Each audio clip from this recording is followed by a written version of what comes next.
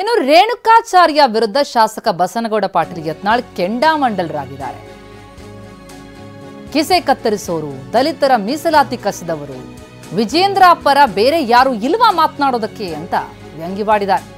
ಪರೋಕ್ಷವಾಗಿ ರೇಣುಕಾಚಾರ್ಯ ವಿರುದ್ಧ ಯತ್ನಾಳ್ ಗರಂ. ಪುತ್ರನ ಪರ ಯಡಿಯೂರಪ್ಪ ಮಾತನಾಡಲಿ ಅಂತಿದ್ದಾರೆ ಶಾಸಕ ಬಸನಗೌಡ ಪಾಟೀಲ್ ಯತ್ನಾಳ್. ಮುಂದುವರಿತಾ ಇದೆ ವಾಕ್ಪ್ರಹಾರ. ನಿಮ್ಮ ವಿರುದ್ಧ ಆಪ್ತರೆಲ್ಲ ಸಭೆ ಮಾಡ್ತಿದಾರಂತ ವಿಜೇಂದ್ರ ಬೇಕಾದ ಮಾಡ್ರಿ ಸಭೆ, ಇಂಟರ್ನ್ಯಾಷನಲ್ ಲೆವೆಲ್ದಾಗ ಮಾಡಲಿ. ಬೇಕಾದ್ರೆ ಅಮೇರಿಕ ಅಧ್ಯಕ್ಷನ ಕರೆದು ಮಾತಾಡಲಿ, ಏನಾಗೋದೇನೈತಿ. ಬೇಕಾದ ಮಾಡ್ರಿ ಸಭೆ, ಇಂಟರ್ನ್ಯಾಷನಲ್ ಲೆವೆಲ್ದಾಗ ಮಾಡಲಿ.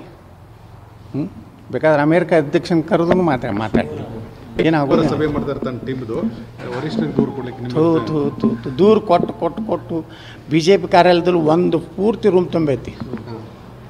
ಇದೊಂದು ಇದೊಂದು ಹೋಗಿ ಮುಡ್ತೈತೆ. ಮೊನ್ನೆ ನೋಟಿಸ್ ಕೊಟ್ಟಿದ್ರಲ್ಲ, ನನಗೆ ಉತ್ತರ ಕೊಟ್ಟಿನಿ. ಅದಕ್ಕೇನು ಇದು ಬಂದಿಲ್ಲ, ನನಗೆ ಉಚ್ಚಾಟನೆ ಲೆಟರ್ ಬಂದಿಲ್ಲ. ನಿಮ್ಗೇನಾರು ಬಂದಿದ್ರು ನೋಡ್ರಿ ಮಾಧ್ಯಮದವ್ರು. ವಿರೋಧಿ ಬಣ ಏನಿದೆ ದೆಹಲಿಗೆ ಹೋಗ್ತಾರಂತ, ದೂರು ಕೊಡ್ತಾರಂತ. ಮುಂದಿನ ದೆಹಲಿಗೆ ಹೋಗಲಿ, ನೀವು ವಾಷಿಂಗ್ಟನ್ಗೆ ಹೋಗಲಿ, ಎಲ್ಲಿ ಬೇಕಾದಲ್ಲಿ ಹೋಗಲಿ, ಸತ್ಯ ಸತ್ಯನೇ. ಅಧ್ಯಕ್ಷರ ಬದಲಾವಣೆ ನಮ್ಮ ರಮೇಶ್ ಜಾರಕಿಹೊಳಿ ಅವ್ರಿಗೆ ರಸ್ತೆದಾಗ ಅಡ್ಡಾಡ್ಲಾರ್ದಂಗೆ ಮಾಡ್ತೀನ ತಾನೆ, ಇವನು ಗುಂಡಾಗಿರಿ ಮಾಡ್ತಾನೆ.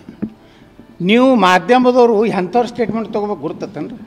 ಸಮಾಜನಾಗ ಒಳ್ಳೆಯ ರಾಜಕಾರಣಿಗಳು ಲೋಫರ್ಸು, ಕಿಸೆ ಕತ್ತರಿಸೋರು, ಯಾವುದು SC ST ಜನಾಂಗದ ಮೀಸಲಾತಿ ತೊಗೊಂಡವ್ರು, ದಲಿತರ ಮೀಸಲಾತಿಯನ್ನು ಕಸ್ಕೊಂಡ ನಾಲಾಯಕರದ್ದು ನೀವು ಮುಂಜಾನೆ ಹೇಳೋಣ. ನಂದು ಆದ್ಕೊಳ್ಳಿ ಈಗ ಅಲ್ಲೇ ಈಗ ಅಲ್ಲೇ ದಾವಣಗೆರೆಗೆ ಹೋಗ್ತೀರಿ ನೀವು ಸೀದಾ.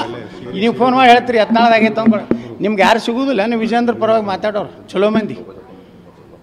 ಅವ್ರು ಬೇಕಾದ್ರೆ ಅವರಪ್ಪನ ತಗೋರಿಲ್ಲ, ಬೇಕಾದ್ರೆ ನನ್ನ ಮಗ ಪ್ರಾಣ ಕೊಡ್ಲಿಕ್ಕೆ ತಯಾರದಾನ, ನನ್ನ ಮಗ ಹಂಗದಾನ ಅಂತ ಹೇಳಕತ್ತಿ ಅದವ್ರಿಗೆ ಬಿಡ್ರಿ. ಲೋಫರ್ಗಳಿದೆಲ್ಲ ಮಾಧ್ಯಮಗಳು ತೊಗೊಂಡ್ರೆ ನಿಮ್ಮದು ಗೌರವ ಕಡಿಮೆ ಆಗ್ಲಕತ್ತೈತಿ.